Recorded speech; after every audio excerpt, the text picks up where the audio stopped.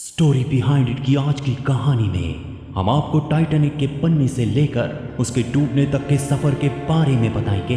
Titanic में passengers के वो कभी न भुलाए जाने वाले 2 घंटे 40 मिनट कैसे रहे होंगे, जानने के लिए वीडियो को अंत तक जरूर देखें। तो शुरू करते हैं टाइटैनिक का पहला और अंतिम सफर। 10 अप्रैल 1912 ये वो दिन था जब दुनिया का सबसे विशाल और भव्य शिप टाइटैनिक अपना पहला और आखिरी सफर शुरू करने जा रहा था। जहाज को देखने लगभग 1 लाख लोग आ चुके थे। टाइटैनिक इंग्लैंड के साउथहैम्पटन से न्यूयॉर्क की तरफ रवाना हुआ। जब टाइटैनिक बनके तैयार हुआ तो वो उस समय दुनिया की सबसे बड़ी चलने वाली चीज थी। ये 882 फीट यानी कि 3 फुटबॉल के मैदान जितना लंबा और 17 मंजिला इमारत जितना ऊंचा था। यदि इसे सीधा खड़ा कर दिया जाता तो ये उस समय की हर इमारत से ऊंचा होता। अपने सफर के दौरान ये जहाज 2 जगह रुकता है, चेरबर्ग नॉर्दर्न फ्रांस और कोब आयरलैंड में। न्यूयॉर्क टाइटैनिक का लास्ट डेस्टिनेशन होने वाला था। जितना ये बाहर से अच्छा दिखता था उससे कहीं ज्यादा खूबसूरत ये अंदर से था। टाइटैनिक जहाज का इंटीरियर डिजाइन लंदन के रिट्ज होटल से लिया गया था। जहाज में एक जिम, एक swimming pool, barber shop, Turkish bath, 2 बड़ी बड़ी लाइब्रेरी जैसी फैसिलिटीज थी, लेकिन सिर्फ फर्स्ट क्लास के लिए। थर्ड क्लास में सफर कर रहे 706 पैसेंजर्स के बीच 2 ही बाथटब दिए गए थे। शिप के तृतीय श्रेणी के एक कमरे में 6 लोग रहते थे। टाइटैनिक शिप का अपना एक अखबार भी था जो कि द अटलांटिक डेली बुलेटिन के नाम से छपता था। टाइटैनिक को बनाने में 2 साल से भी अधिक का समय लगा था और इसे बनाने में $7.5 मिलियन का खर्च आया था। भव्य सीढ़ी टाइटैनिक की सबसे प्रतिष्ठित विशेषता थी, जिसमें स्टील और ग्लास की गुंबददार छत थी जो उस समय के सम्मान और गौरवशाली आंकड़ों को दर्शाती थी। टाइटैनिक की 4 चिमनियां थीं, लेकिन 4 चिमनियों में से चौथी चिमनी नकली थी, जिसे केवल जहाज का संतुलन बनाए रखने के लिए और खूबसूरत दिखाने के लिए लगाया गया था। और इस बड़े जहाज को चलाने के लिए हर दिन 600 टन कोयले की जरूरत पड़ रही थी, जिसके लिए 176 लोग रात दिन लगे हुए थे। जहाज से निकलने वाली तकरीबन 100 टन राख को हर दिन समुद्र में बहा दिया जाता था। क्या आप जानते हैं टाइटैनिक का बहुत जोर शोर से प्रचार किया गया था, जैसे कि ये अब तक का सबसे बड़ा और आलीशान शिप है, ये कभी डूब नहीं सकता, द अनसिंकेबल टाइटैनिक। लेकिन इतने बड़े जहाज को चलाने के लिए कोयले की कमी हो गई। कोयले की कमी से टाइटैनिक के सफर में बाधा हो रही थी। इसे दूर करने के लिए व्हाइट स्टार लाइन कंपनी, जो कि टाइटैनिक बनाने वाली कंपनी भी है, इसको अपने दूसरे जहाज जैसे कि ओशियानिक और एड्रियाटिक की यात्रा रद्द करनी पड़ी और इन जहाजों के कोल स्टॉक और कुछ यात्रियों को टाइटैनिक पर शिफ्ट कर दिया था। Captain E.J. स्मिथ के ऑर्डर से टाइटैनिक को 22 नॉट की फुल स्पीड से इस विशाल समुद्र में दौड़ाया जा रहा था और इसकी फुल स्पीड 24 नॉट की थी। 14 अप्रैल 1912 शाम का वक्त। हवा तेज थी, जिस वजह से लहरें ऊंची उठ रही थी। डिनर चल रहा था। टाइटैनिक नॉर्थ अटलांटिक सागर में था, जहां जमा देने वाली ठंड थी।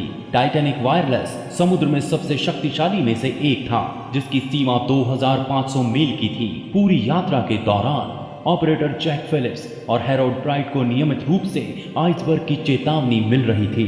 कुल मिला के टाइटैनिक को 6 बार वार्निंग मिल चुकी थी। वायरलेस ऑपरेटर मार्कोनी कंपनी के लिए काम कर रहे थे और उनका प्राथमिक उद्देश्य यात्रियों के संदेश को आगे पहुंचाना था। रात के लगभग 9:40 के आसपास मेसाबा जहाज टाइटैनिक को बर्फ के मैदान और चट्टानों की चेतावनी भेजता है, लेकिन वार्निंग की अनदेखी की गई।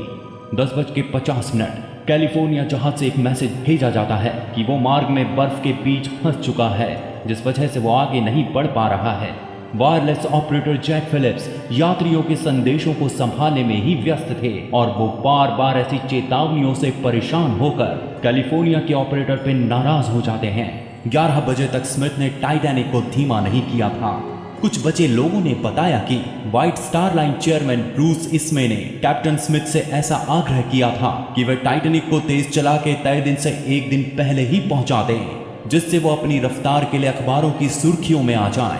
और इसलिए कैप्टन ने बर्फीले क्षेत्र में भी टाइटैनिक की स्पीड को कम नहीं किया और हादसा हो गया। आइसबर्ग के नजर आने के 37 सेकंड के अंदर टाइटैनिक उससे जा टकराया।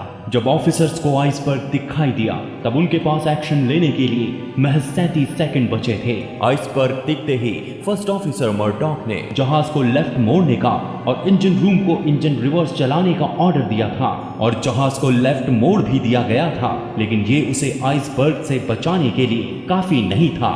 यदि 30 सेकंड और पहले पता लग जाता तो टाइटैनिक को बचाया जा सकता था। रात 11:40 अचानक टाइटैनिक को एक जोरदार झटका लगता है और थोड़ी देर बाद शिप को बीच समुद्र में रोक दिया जाता है। एक बहुत बड़ा आइसबर्ग टाइटैनिक से टकरा गया था जो कि 100 फीट ऊंचा होगा। टक्कर इतनी जोर की थी कि उस हिमखंड के कुछ टुकड़े शिप में भी आ गिरे थे। फ्रेडरिक फ्रीड उम्र 25 साल आइसबर्ग को सबसे पहले देखने वाला क्रू मेंबर था। उसने तुरंत अलर्ट जारी किया। कैप्टन स्मिथ कुछ ऑफिसर्स के साथ जहाज की जांच और उसके नुकसान का जायजा लेने पहुंचे। उनके चेहरे और हाव भाव से लग रहा था कि बात बहुत गंभीर है। उनके अनुसार जहाज आइसबर्ग से बचने के लिए पर्याप्त फुर्तीला नहीं था। जैसे ही शिप उस आइसबर्ग के किनारे से टकराया उसने जहाज के स्टील प्लेटों में छेद कर दिया, जिससे 6 डब्बों में पानी भरना शुरू हो गया था। शिप के वॉच गार्ड से जब इंक्वायरी की गई तो उसने बताया कि उसके पास उस समय कोई दूरबीन उपलब्ध नहीं था, क्योंकि टाइटैनिक के सेकंड ऑफिसर डेविड ब्लेयर, जिन्होंने अपनी जेब में स्टोर रूम की चाबी रखी थी और दूरबीन भी उसी में लॉक था, उन्हें साउथहैम्पटन से अपनी पहली यात्रा के लिए रवाना होने से पहले टाइटैनिक से दूसरे शिप में ट्रांसफर कर दिया गया था और वो उनकी जगह नियुक्त किए गए दूसरे ऑफिसर को चाबी देना भूल गए थे। शिप के गार्ड ने यह भी बताया, जो कि उस समय निगरानी कर रहा था, कि अगर हमारे पास उस वक्त दूरबीन होता तो उस समय रहते ही आइसबर्ग को देख लेते और ये हादसा होने से बच जाता। जैसे जैसे समय गुजर रहा था सबके अंदर एक अजीब सी बेचैनी और डर बढ़ रहा था और इन सबके बीच क्रू मेंबर्स सबको उनके कैबिन और उनके पास जा जाकर ये कहने लगे कि आप सभी जल्दी से अपनी लाइफ जैकेट पहन लें और जितनी जल्दी हो सके ऊपर डेक में पहुंच जाए। वो ये सब इतनी हड़बड़ी में और जल्दबाजी में कर रहे थे कि किसी के पूछने पर भी कि बात क्या है इसकी पूरी जानकारी दिए बिना ही आगे बढ़े जा रहे थे। स्थिति की गंभीरता तब समझ में आई जब वार्निंग और मदद के लिए वो पहला रॉकेट आसमान में छोड़ा गया। वो जैसे जैसे आसमान में ऊपर जा रहा था लोगों की नजरें भी एक उम्मीद से आसमान की तरफ उस रॉकेट को जाते देख रही थी। उसकी रोशनी से पूरा आसमान और समुद्र जगमगा उठा। ये दृश्य जितना सुंदर लग रहा था लेकिन इसका अर्थ इसके बिल्कुल विपरीत था। ये इस बात की ओर इशारा था कि कभी ना डूबने वाला शिप अब बस डूबने ही वाला है। चारों ओर मायूसी और थोड़ी देर के लिए खामोशी छा गई। इसके कुछ पल बाद ही जहाज में चारों ओर अफरा तफरी और भगदड़ मच गई। उन सब के लिए सबसे बुरी खबर ये थी कि टाइटैनिक में 2200 पैसेंजर्स और क्रू मेंबर के बीच केवल 20 लाइफ बोट्स ही थी, जबकि टाइटैनिक में 64 लाइफ बोट्स के लिए जगह थी। लेकिन टाइटैनिक के निर्माताओं ने सिर्फ 20 लाइफ बोट ही रखी थी, क्योंकि ज़्यादा लाइफ बोट रखने से शिप की खूबसूरती खराब हो जाती, उससे ढक जाती। और उनका ये ओवर कॉन्फिडेंस कि ये अनसिंकेबल शिप है, ये कभी डूबेगा ही नहीं, जिस वजह से पैसेंजर्स की सुरक्षा को पूरी तरह से नज़रअंदाज कर दिया गया, जिसकी कीमत पैसेंजर्स को अपनी जान देकर चुकानी पड़ी। हिमशैल से टकराने के 1 घंटे बाद पहली लाइफ बोट जारी की गई, लेकिन टाइटैनिक में उस वक्त मची अफरा तफरी में और क्रू की मिसअंडरस्टैंडिंग की वजह से टाइटैनिक ने अपनी पहली लाइफ बोट को तब तक जारी नहीं किया जब तक कि पूरा 1 घंटा नहीं बीत गया।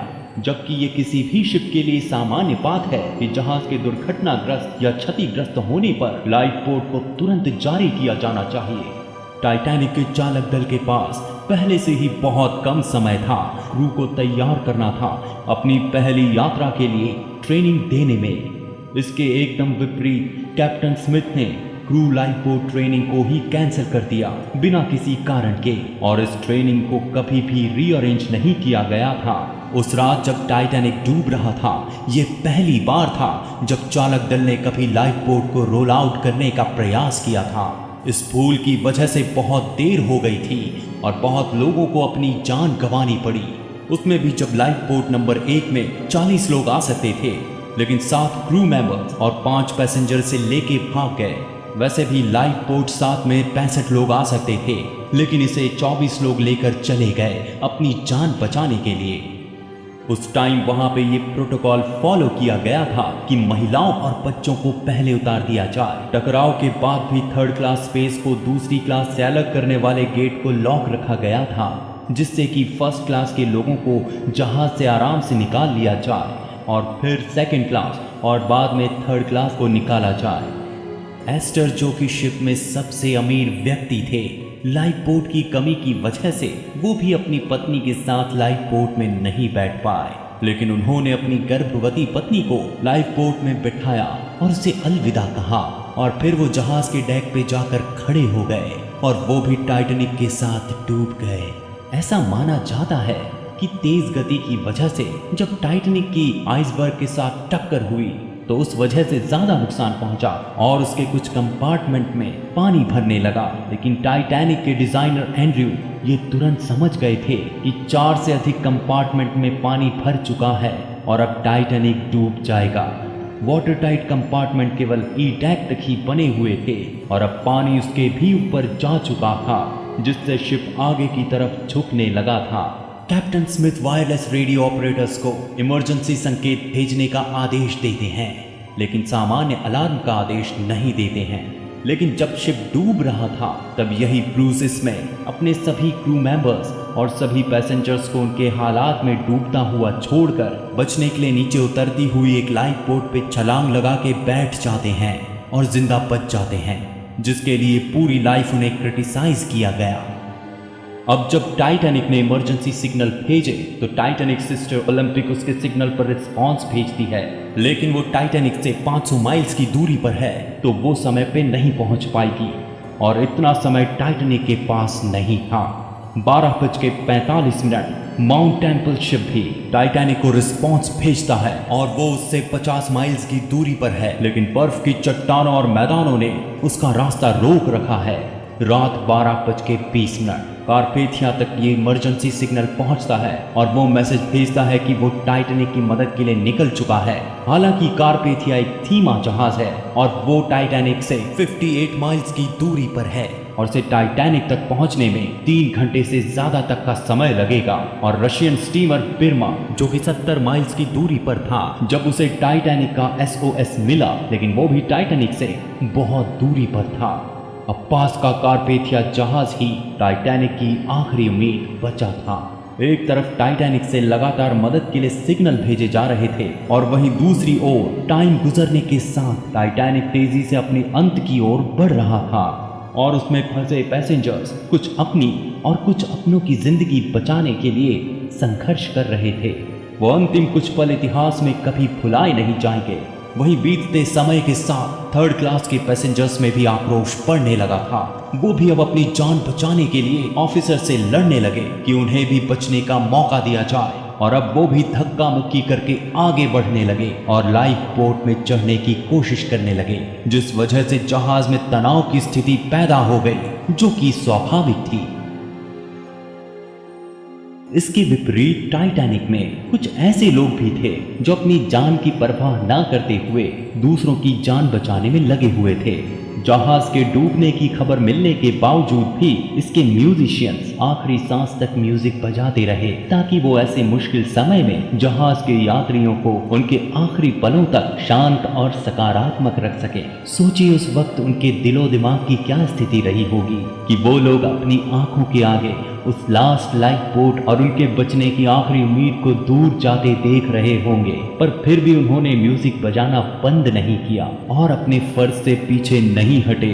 वो लोग टाइटैनिक के साथ ही समुद्र में समा गए। जैसे जैसे टाइटैनिक डूब रहा था और कई सारे लोगों के बीच कुछ ही लाइफ बोट्स रह गई थी, वैसे कुछ लोग ऐसे भी थे जिन्होंने इंसानियत दिखाई, जिनमें से एक थे बेंजामिन गुगनहैम। उन्होंने जहां तक हो सके शिप में लोगों की मदद की और अपने आखिरी समय में अपना पसंदीदा सूट पहन के एक जेंटलमैन की तरह तैयार होकर अपनी मौत को बेखौफ गले लगाया। उन्होंने एक सर्वाइवर को अपनी वाइफ के लिए एक लास्ट मैसेज दिया। उन्होंने कहा, न्यूयॉर्क में मेरी पत्नी से कहना मैंने अपना फर्ज अच्छे से निभाया है और मैं उससे बहुत प्यार करता हूँ। आखिरी बार बेंजामिन गुगनहाइम को टाइटैनिक की ग्रैंड स्टेयरकेस के नीचे अपने सर्वेंट के साथ ब्रांडी और सिगार पीते हुए कुर्सी पे बैठे देखा गया था। मिल्वीना डी टाइटैनिक में सफर कर रही सबसे कम उम्र की यात्रियों में से एक थी, जो उस वक्त 2 महीने की थी। मिल्वीना टाइटैनिक हादसे में जिंदा बची आखिरी सर्वाइवर्स में से थी, जो कि 31 मई 2009 को 97 वर्ष की उम्र में दुनिया को अलविदा कह गई। इसिडोर एक अमेरिकन बिजनेसमैन थे। ये कपल भी टाइटैनिक में ट्रैवल कर रहा था। जब टाइटैनिक डूब रहा था तब ईडा को लाइफ बोट नंबर 8 में जगह दी गई थी, क्योंकि महिलाओं और बच्चों को पहले निकाला जा रहा था। लेकिन उन्होंने अपने पति इसिडोर के बिना जाने से मना कर दिया। भले ही कर्नल ट्रेसी और उनके अन्य दोस्तों ने उन्हें मनाने की बहुत कोशिश की, लेकिन उन्होंने ये कहते हुए इनकार कर दिया कि वो अपने पति से अलग नहीं होंगी। उन्होंने कहा, जैसा कि हम अब तक साथ रह चुके हैं वैसे ही हम साथ मरेंगे। क्योंकि ये फर्स्ट क्लास के पैसेंजर थे तो बाद में इनके पति को भी इनके साथ जगह दे दी गई थी, लेकिन उन्होंने ये कहकर मना कर दिया कि जहाज में अभी भी बहुत बच्चे और महिलाएं हैं, उन सभी को अभी बचाया जाना बाकी है। और ईडा ने अपनी लाइफ बोट पर अपनी जगह उनकी मेड एलन को बिठा दिया। ईडा ने एलन को अपना फर वाला कोट दिया, ये कहते हुए कि उसे अब इसकी जरूरत नहीं है। ईडा और इसिडोर को आखिरी बार डेक पे गले मिले हुए देखा गया था। आई विटनेस का कहना था कि ये प्रेम और विश्वास का अद्भुत नजारा था। जहाज डूबने से दोनों की मौत हो गई। आखिरी कुछ पलों में टाइटैनिक की आखिरी बची बोट को अटलांटिक ओशन में उतारा जा रहा था, जो कि बचने की आखिरी उम्मीद थी। वो बदनसीब लोग जो उस बोट पे नहीं बैठ पाए, अब सिर्फ उस आखिरी बोट को और अपने बचने की आखिरी उम्मीद को टाइटैनिक में खड़े दूर से जाते हुए देखने के अलावा और कर ही क्या सकते थे। और अब जितना गहरा वो समुद्र था, उससे कई गुना गहरी उनकी निराशा थी। कैप्टन एडवर्ड स्मिथ वास्तव में पानी में कूदकर लोगों को लाइफ बोट पर जाने में मदद कर रहे थे। एक सर्वाइवर कहता है, उन्हें वास्तव में लाइफ बोट पर एक सीट की पेशकश की गई थी, लेकिन उन्होंने लाइफ बोट में जाने से इनकार कर दिया क्योंकि वो लोगों को जितना हो सके बचाना चाहते थे और वो आखिरी सांस तक अपना फर्ज निभाना चाहते थे। 15 अप्रैल की सुबह 2:18 टाइटैनिक एक भयानक आवाज के साथ 2 हिस्सों में टूट गया और अब वहां भयंकर चीख पुकार मच गई। लोगों के रोने की आवाज समुद्र में दूर लाइफ बोट में बैठे लोग साफ सुन सकते थे। मॉली ब्राउन, जो कि सर्वाइवर्स में से एक थी, वो उस समय लाइफ बोट में थी। उनका कहना था कि उस गहरी अंधेरी रात में तारों और समुद्र के बीच में जब वो अंतिम क्षण आया, तब 2 हिस्सों में टूटा हुआ टाइटैनिक सीधे खड़े हो गया और 2:20 पर वो सीधे समुद्र में समा गया और अपने साथ उन 1500 लोगों को भी उस जमा देने वाले बर्फीले पानी के अंदर खींच ले गया। समुद्र के पानी का तापमान 0.2 डिग्री से भी नीचे था, जहां कोई भी व्यक्ति 15 मिनट से ज्यादा जीवित नहीं रह सकता था, जबकि हर 5 व्यक्तियों में से एक व्यक्ति केवल 2 मिनट में ही कोल्ड शॉक की वजह से मर गया था। मॉली आगे बताती हैं कि टाइटैनिक के डूबने के बाद लोग तैरकर बचने की भी कोशिश कर रहे थे। उनमें से कई लोगों को तो तैरना भी नहीं आता था और कई लोगों ने लाइफ जैकेट पहन रखी थी। उन सबकी छटपटाहट से पानी का शोर और मदद के लिए चीखना रोना सब दिखाई दे रहा था। जब वो ये देखकर बर्दाश्त नहीं कर पाई तो वो उनकी मदद करने के लिए शिप वापस ले जाने के लिए अड़ गई, जिस वजह से उन्हें लोगों द्वारा धमका कर बैठा दिया गया। अगर वो वहां बोट ले गए तो जो लोग डूब रहे हैं अपनी जान बचाने के लिए कुछ भी कर जाएंगे, जिससे बोट पलट भी सकती है। ऐसा सोचकर लोगों ने उनका विरोध किया और आगे बढ़ गए। कुछ देर बाद ठंड में जमने के साथ साथ डूब रहे उन लोगों की आवाज और छटपटाहट भी शांत हो गई। उस समंदर में जैसे थोड़ी देर पहले वहां कुछ था ही नहीं। जो लोग बच गए उनमें से बहुतों के मन में हमेशा ये दुख और पछतावा रहा कि वो डूब रहे लोगों को बचाने के लिए कुछ नहीं कर पाए। कारपेथिया 3:03 पर घटनास्थल पर पहुंचता है।